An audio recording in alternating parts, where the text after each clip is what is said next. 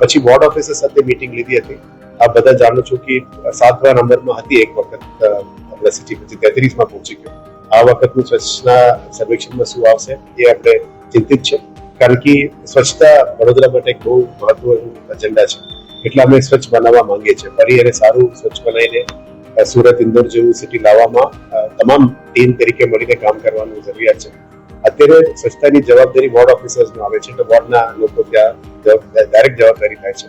એટલે સ્વચ્છતા હોય, દબાણ હોય, લારી ગલ્લાઓ હોય, એ બાબતનું તમામ જવાબદારી અમે આવે છે. એના ઉપર સારું કામ કરવા માટે પણ અમે પ્લાનિંગ કરી રહ્યા છીએ.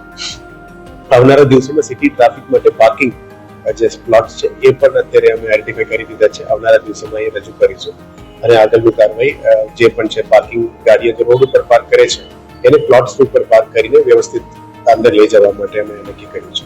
આવનારા દિવસોમાં ઝોન્સ પણ જે લારી ગલ્લાઓ છે એને માટે પણ ગ્રામ હાટ, રાત્રિ બજાર અને એક સ્ટ્રીમલાઇન સિસ્ટમ કરવું જોઈએ, જેથી કરીને લોકો પણ એક જ જગ્યામાં જમી શકે, આનંદ માણી શકાય, નિહાળી શકાય, કંઈ પણ ખરીદી કરી શકાય, પણ રોડ ઉપર ગંદકી ના ફેલાવે એ બાબતનું પણ પગલાઓ આવનારા દિવસોમાં લેવામાં આવશે. આ બધું પગલાઓ લેવાથી, રોડ સારું થવાથી, સારું ગાર્ડન સ્ટ્રીમિંગ કરવાથી, સારું દબાણો હટાવવાથી અને જે પાર્કિંગ પ્રોપર થવાથી પ્રોપર સ્વચ્છતા હશે અને એના ઉપર સ્વચ્છતાનું રેન્કિંગ પણ વધી શકે.